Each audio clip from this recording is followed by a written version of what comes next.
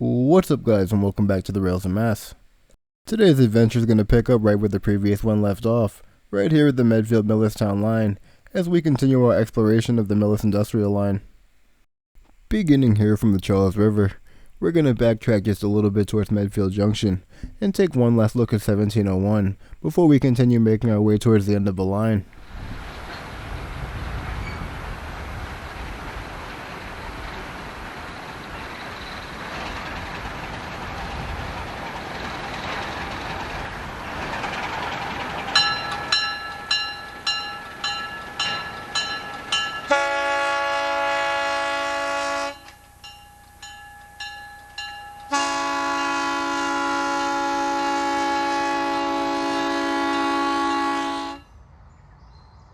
Now about 37 years later, we're looking in the same direction that train just went in. It really is sad to see 1701 in this condition.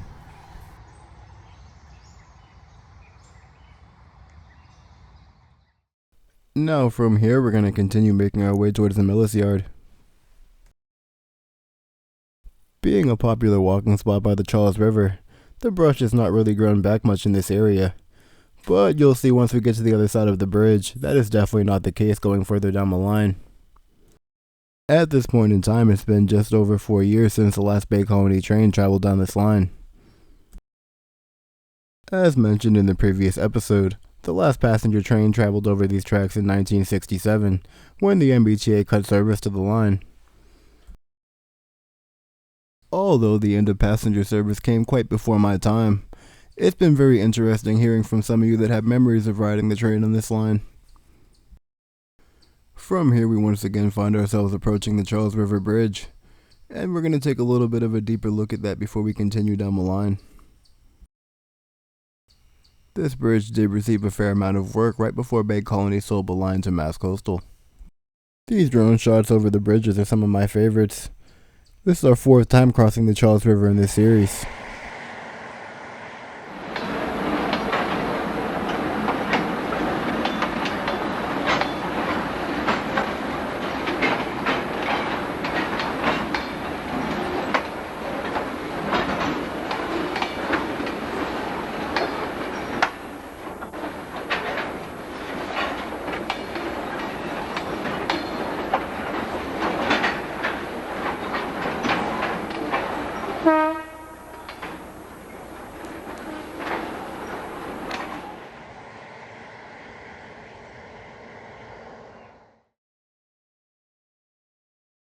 We're now out over the Charles River and looking towards Dover Road. Dover Road has a bridge parallel to this one, and is the same one Arthur Purchase recorded that video from back in 1990.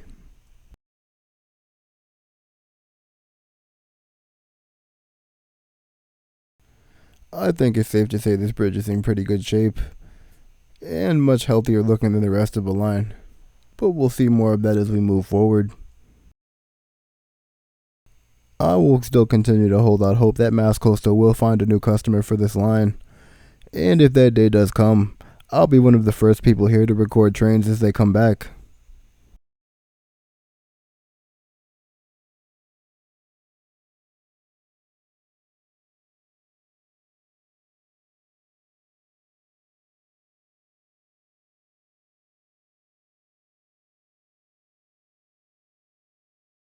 From this angle you can see the bridge where Dover Road crosses the Charles River. And here we get a look at the bridge from the other angle.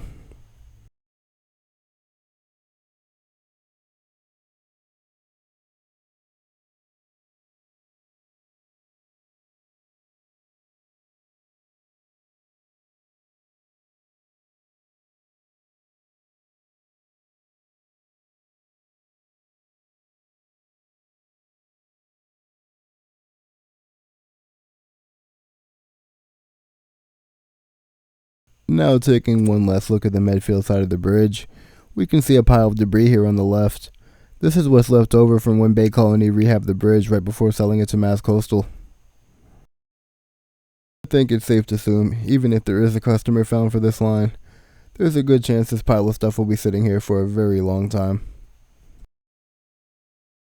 Now that I feel good about our look around here, we're going to continue across the bridge, and we're now entering Millis.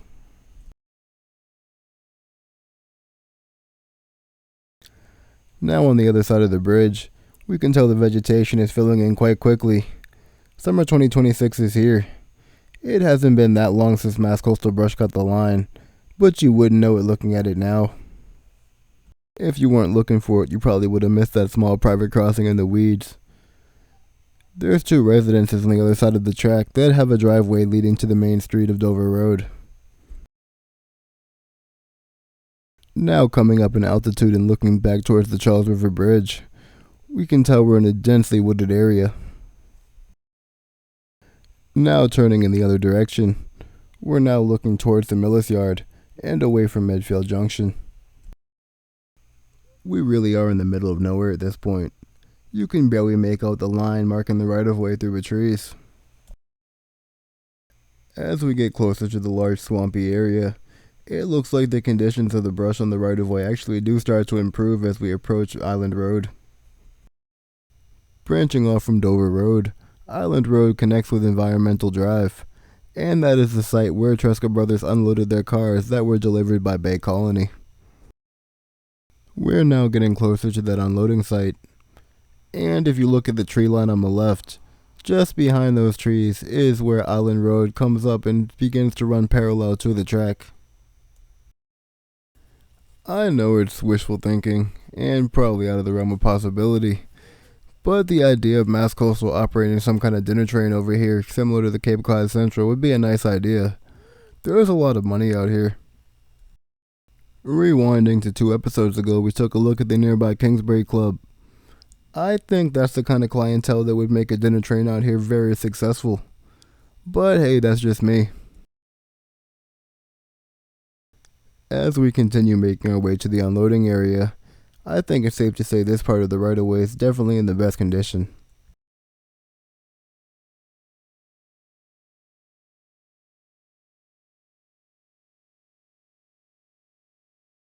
And I know it will never happen, but it'd be very nice if this area was Railwood Trail. I think it really is a beautiful area. Now keeping our eye on the tree line, we have the right-of-way in the center, and that big clearing on the left is Island Road. Island Road is not the kind of place many of you would like to go without 4-wheel drive, especially during certain times of the year. And now looking forward, we're now arriving at the unloading area. Although Tresca Bros did not have direct rail service, they were able to receive their cars here at Environmental Road, and from here they would transload them to truck and take them to their plant located nearby on Route 109. While the right-of-way does look decently open here as far as brush coming from above, as we come back down to track level, you can see why we chose to fly above that last section. The weeds here are quickly once again taking over, and I was honestly afraid if I didn't record this section of video quickly, I'd be waiting to come back in the fall. Now arriving at Environmental Drive, we're going to come down to ground level for a closer look around.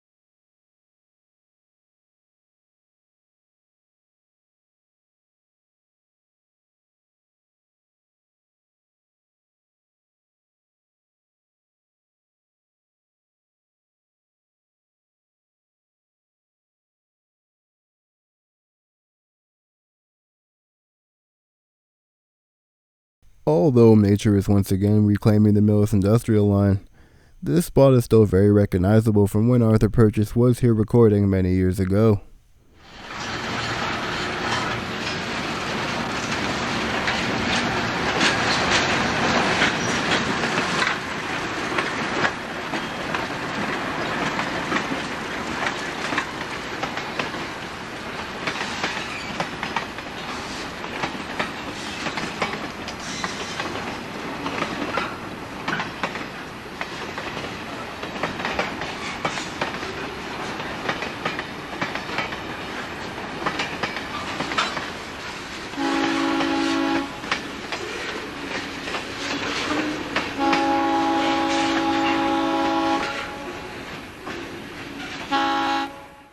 Although things are quiet here now, back on August 1st of 2017, I was here watching Tresca Bros unload their cars after being delivered by Bay Colony. I did record a lot of these moves on the Millis line, and unfortunately a lot of that video was just lost in history. Although it's pretty much all filled in with brush now, the other side of the track was filled in with gravel. This allowed for Tresca Bros to unload from either side of a cement car, no matter which way it was facing when it was sent. This would eliminate the need for Bay Colony to go back to Needham on the Y to turn cars around for unloading here at Environmental Drive. Now continuing on our way, the Millistown transfer station would be on the right, and we're making our way towards the Millis yard and Union Street straight ahead. The track is all intact here, but very much becoming overgrown by nature. In the previous episode, one of you asked why Bay Colony 1701 was left in that particular spot. I believe that was because it was a good central point in between Medfield Junction where the cars were picked up and the unloading area we just came from. If the unit was continuing to be left in the Millis yard straight ahead from us, that would mean having to keep this entire section of track in good enough condition to run the locomotive back and forth. With the only customer left being Tresca Bros at the end of the time Bay Colony had here, it made sense just to keep one portion of track in use and not touch the rest. Especially since the gaff warehouse was closed back around 2005, there was not much money to be made on this line for Bay Colony, and it didn't make sense to dump money into a line that wasn't profitable. So the very minimal maintenance was done to keep the line going. At one point in time, Bay Colony did keep 1701 at the far end of the Millis line. At the time the unit was left at the former gaff warehouse at the end of the line, it was heavily vandalized. But when Tresca Bros did start receiving cars again, Bay Colony did freshen up the unit with new windows, paint, and it's pretty much giving it a new lease on life. It actually looked pretty good for a little bit, but as you can tell, that is not held on. Many of you seem to have an interest in the idea of 1701 returning to Cape Cod to be with 1705 and 1706. I personally think for now the best thing for 1701 is to stay right here on its home rails. Theoretically, if Mass Coastal were to bring 1701 back to the Cape, it's just going to be sitting there. It's going to be a surplus engine. It's not going to be needed. If anything, it may become a part source. But once you take all the valuable parts out of it and there's nothing good left, it's just a pile of scrap. I think the best thing for right now is just to leave 1701 alone. And if a customer is found for the Millis line, it may be easier to get the cars moved with 1701 than it would be to pull another locomotive from the Mass Coastal system and dedicate it to this line. For now at least, 1701 and the Millis line as a whole seem to be a very low priority for Mass Coastal, and I can't say I blame them. But hopefully as time passes, we'll eventually find a new life again for the Millis line.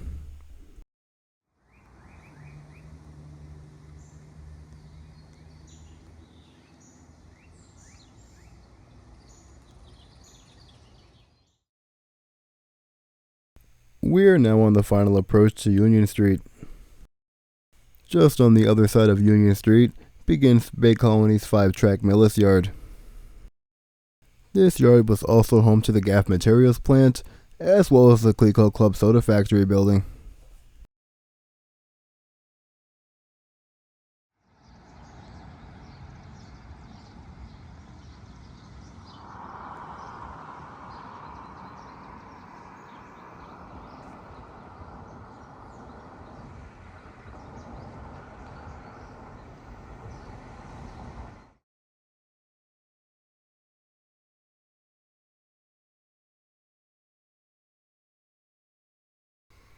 As we cross Union Street and enter the yard, it's hard to believe this was once a very busy area. Sometimes all these tracks were full, but now it's just a shell of its former self. This is going to mark the end of the line for today's video, but when we return we will be taking a deeper look at the Millis yard, talking about some of the industries that were here, and continuing down the line to make our way towards the passenger station and the warehouse at the end of the line. I also want to take a second to say thank you to everyone that's joined me along this adventure. It's been quite the ride. Alright guys, that's going to wrap up our adventure today in Millis. If you enjoyed the video, be sure to hit the like button, subscribe, and hit the bell icon so you don't miss any future videos. As always, thanks for watching, and I'll catch you in my next one.